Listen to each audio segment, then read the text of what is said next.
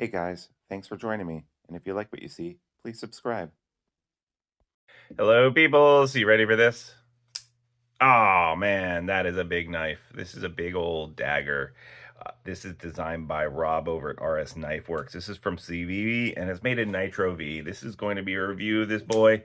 The action on it is crazy. This is a large knife, very large knife. Okay, we're talking about a 4-inch blade, overall 9 1/4, almost 9.5 inches. Give you an idea. Here is the Hogue Deca. Here is the Spyderco PM2, which is a giant knife itself. So this is overall a much more giant knife, right? Um, so first off, this is a statement piece in my estimation. Okay, what do I mean by that? I mean that this isn't a practical knife. This isn't a knife you're taking out to dinner and decide to pull out to cook out your steaks. If you pull this out in front of Irma, the lunch lady, and cut your PB and J in half in the lunchroom, you're gonna have problems with HR.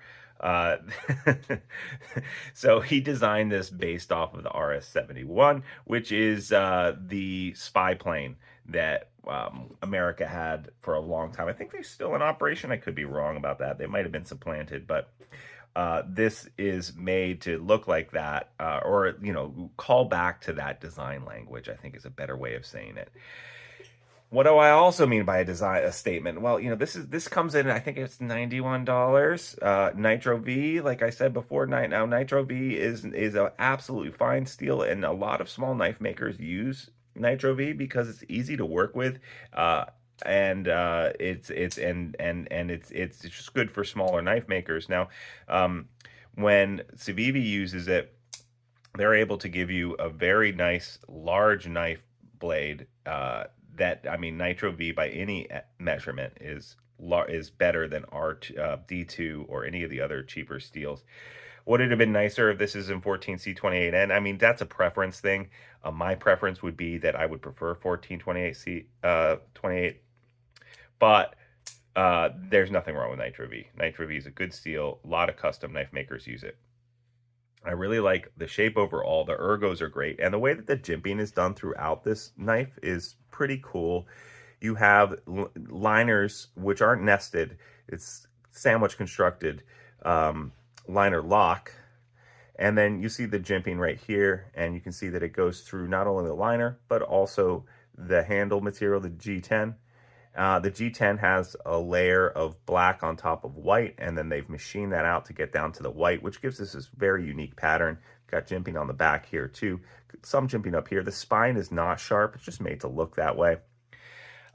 So that it's not too super illegal, because when it is sharp at the top, there are a lot of knife laws out there that say you cannot have a dagger carrying it around. Now, the action on it is great. By that, I mean, like, when you go to close it, it just drops shut for you, which is great. This is, Civivi is kind of a budget knife company, which is absolutely fine.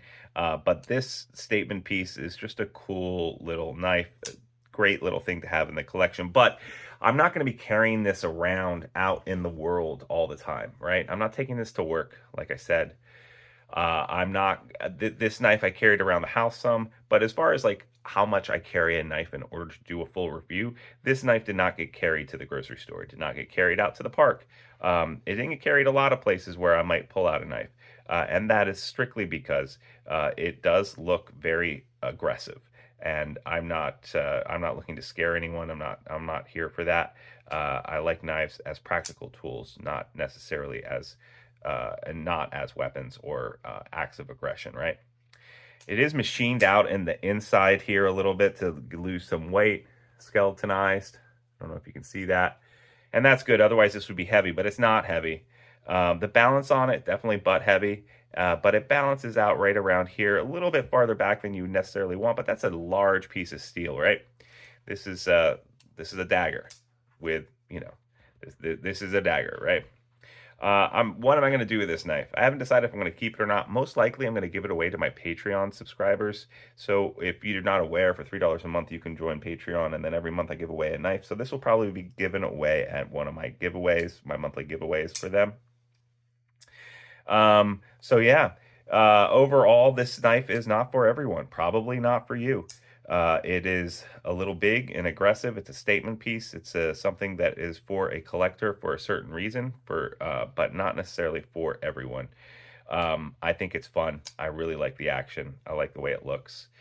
It's something that I like showing my friends and handing it to them and saying, "Here, open this. You're gonna like this. You're gonna think it's funny." And they do. They open it, they smile, they laugh, they go, "Whoa, that's so big." So that's fun for that reason, but probably something I'm going to pass along. So thanks so much for joining me, guys. As always, please like, subscribe, leave a comment. Really helps the channel. If you want to join the Patreon crew for $3 a month, you too could win a knife of the month. Thanks so much, guys, and I'll see you next time on Sharp Ends. Bye-bye now.